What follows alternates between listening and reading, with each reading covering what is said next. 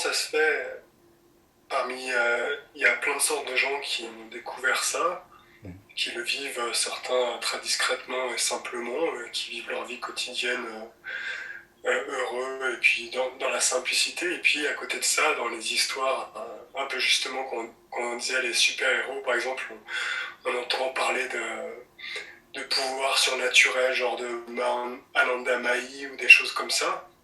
Comment ça se fait que ça, c'est valable pour certaines personnes, puisque c'est le même espace, et que d'autres, c'est...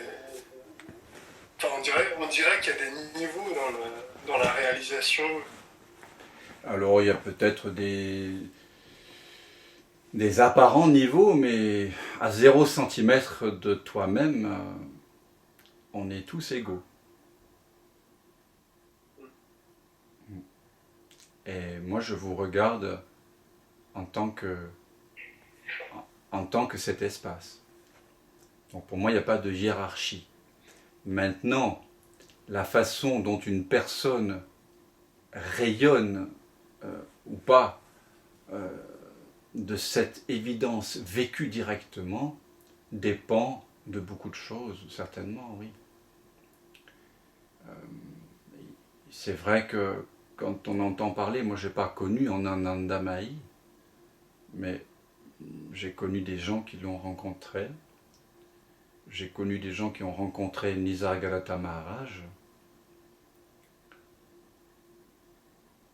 Il y a des gens qui vibrent oui, de ce silence d'une façon plus profonde, semble-t-il, que d'autres. Ou peut-être que leur personnalité est plus introvertie, moins extravertie. Nisargadatta Maharaj, par exemple, était commerçant. Il a eu 4 filles, je crois bien, il a été marié. Voilà. Il avait une vie d'homme simple, ce qui ne l'empêchait pas, à partir des années 60, de recevoir des gens chez lui, dans son petit boui-boui à Bombay, que je suis allé d'ailleurs visiter la première fois que je suis allé en Inde. C'est tout petit. Il recevait des gens, des chercheurs du monde entier. J'avais envie juste de rendre hommage, je ne sais pas ce que ça voulait dire, mais à celui qui a été un maître posthume pour moi, Nisargadatta Maharaj. Il a eu une vie très différente de celle de Ramana Maharshi, qui à l'âge de 16 ans, a fait une expérience de mort imminente, on pourrait dire, et a découvert que ce qu'il était ne pouvait pas mourir. Et ensuite, il a quitté sa famille, il a laissé une lettre, il est parti à l'Arunachala, dont son oncle avait parlé. Il est resté assis là pendant une décennie, pratiquement en silence. Il n'a jamais, à ma connaissance, je peux me tromper, mais eu de relations sexuelles ou ne s'est pas marié. Voilà, il n'a pas vécu une vie de famille, donc il a vécu aussi beaucoup dans le silence, puisqu'il n'avait pas d'affaires à s'occuper comme Nisargadatta. Donc leur façon d'enseigner et les impressions qu'il laissait étaient peut-être différentes, mais ils parlent de la même vérité. De la même vérité. Et l'important, c'est pas la façon dont l'autre le vit.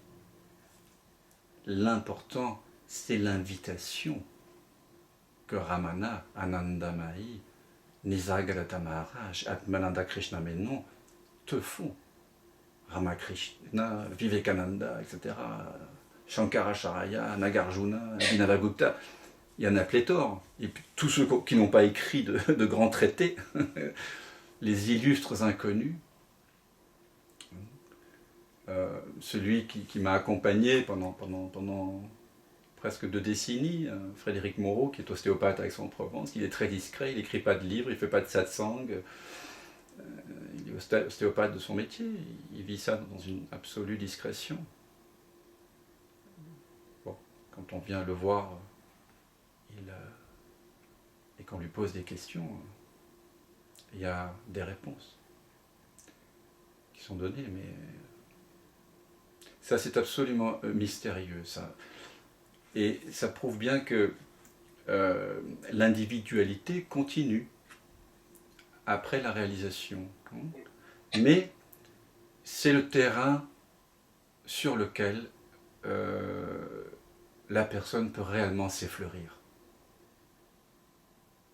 Toute chose étant égale par ailleurs. Alors, quant au pouvoir, ce qu'on appelle les siddhis, les pouvoirs, il ne faut pas en faire grand cas. Parce que moi je trouve que, par exemple, je suis devenu guérisseur il y a 22 ans, entre guillemets. Je ne sais pas trop ce que ça veut dire. Mais il se trouve que parfois des choses semblent se soigner quand je fais une imposition des mains. Mais ça n'a absolument rien à voir avec la réalisation. Et je dis bien absolument rien à voir. On peut tout aussi bien découvrir qu'on peut chanter ou faire de la cuisine ou cultiver son jardin ou jouer en bourse, tirer avec une kalachnikov, poser des bombes. Tout ça, ce sont des capacités qui appartiennent à la personne. Et il n'y a pas lieu d'en faire grand cas, tu vois ce que je veux dire? Par contre, il est certain que quand l'illusion d'être quelqu'un disparaît, ou en tout cas que le sentiment de l'individualité n'est plus au centre de la perception, mais maintenant il est là-bas, vers la galerie. Il est sur la galerie de photos. Donc le moi-je, enfin, l'individualité, Dan, il est là-bas, il est en périphérie. Et bien du coup, tu es allégé. Donc ton corps mental est allégé. Et du coup, parce qu'il n'est plus préoccupé par le fait de réussir ou d'échouer, d'être bien ou mal vu. Et c'est pour ça que, aussi, on voit des gens comme, par exemple, bon alors je ne l'ai pas connu, j'aurais voulu le connaître, mais au moment où je voulais le connaître, il venait de mourir. Je parle de Stéphane Jourdain, qui est un être qui s'est éveillé à sa vraie nature vers l'âge de 17 ans en se posant la question de Descartes. Et il a percé jusqu'au bout son propre mystère et il en parlait avec beaucoup d'insolence, beaucoup de poésie aussi. C'est un grand poète. Et en même temps, il avait un métier d'agent immobilier. Vous verrez, il y a des vidéos sur Internet. Ça libère la personnalité. On va le considérer comme un foufou. Les gens qui jugent vont le juger un peu fou, parce qu'il se jetait à poil dans une piscine, dans une fontaine de village. Enfin, il fumait des clopes à n'en pas finir, des gitanes sans filtre.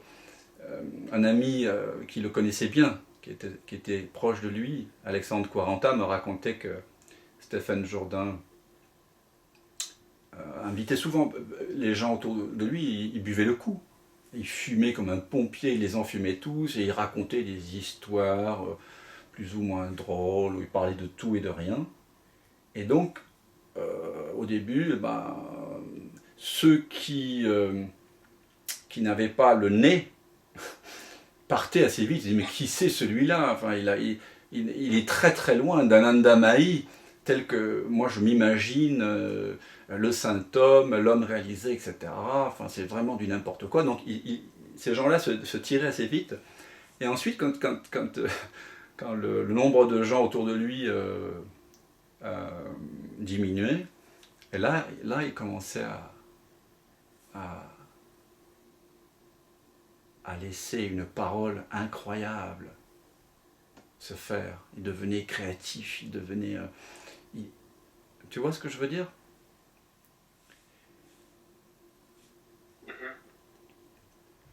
Donc oui, il y a des sagesses pures et il y a des folles sagesses.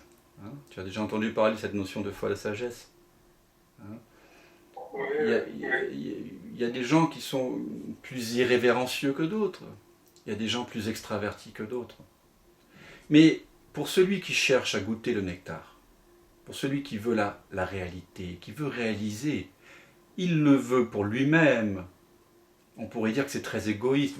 On veut découvrir pour soi. Mais celui-là, il ne jette pas le bébé avec l'eau du bain. Hein? Si on a du nez, on fait allégeance. On écoute. On sent que, bon, peut-être la personnalité est un petit peu curieuse, bizarre, mais on sent quelque chose. Hein? On peut pressentir ça au-delà de la forme. Et ce qui importe, hein, encore une fois, c'est comme la bouteille. Qu'importe la bouteille, c'est pourvu qu'on ait l'ivresse.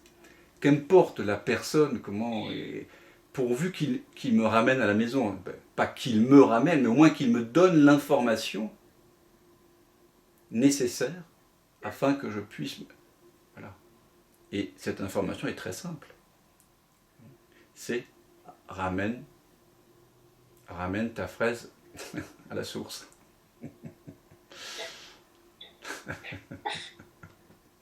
C'est juste ça. C'est très simple. Après, tu peux te sentir mieux avec telle personne ou telle autre. Bien sûr. C'est pour ça que c'est chouette. Tu parlais tout à l'heure de Pierre Léry-Guimet, de Juliane. Et voilà. Il y a des gens avec des expressions et des styles très différents. On a Rupert Spira, que je connais, que j'aime beaucoup. Il y a beaucoup de gens très différents. Et puis tu as des gens voilà, qui ont des centaines de milliers d'abonnés. Et puis il y a des gens très simples, comme mon maître, et qui n'ont pas d'abonnés, qui n'ont pas écrit de livre, et qui enseignent par le toucher, par le silence. Toute une panoplie. Vraiment, c'est comme au supermarché. C'est comme voilà. Il y en a pour peut-être pas au supermarché, mais enfin voilà, c'est comme un grand marché. Et il y a pour tous les goûts. L'important, c'est que ce soit non-duel. L'important, c'est que l'information soit claire, simple, et que tu sois ramené à la maison.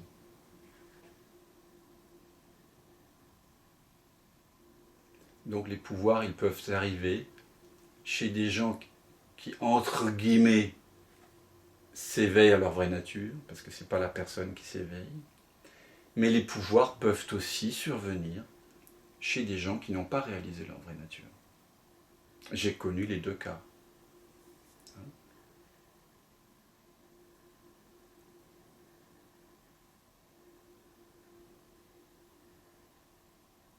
Mais on a beaucoup lié ces histoires d'éveil justement à des pouvoirs, tu vois. Moi, je disais, quand j'ai découvert, les premières fois où j'ai entendu parler d'éveil, de tout ça, c'était dans la tradition bouddhiste, et puis c'était vraiment.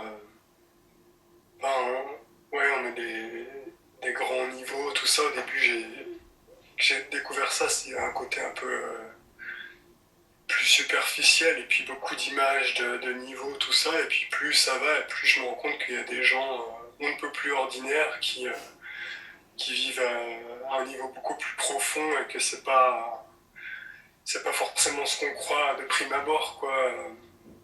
Enfin, et on peut aller dans un monastère et être entouré de gens qui sont superficiels quelque part aussi. Enfin, ça me paraît plus ordinaire que les mythes que je me faisais au début Voilà. et pareil dans les histoires du Bouddha, tout ça, il y a plein de légendes, de pouvoirs, de trucs, enfin, C'est humain, trop humain, comme disait Nietzsche. Humain, trop humain. L'éveil, c'est quelque chose qui est très simple. Les expériences de Douglas Harding sont d'une simplicité incroyable.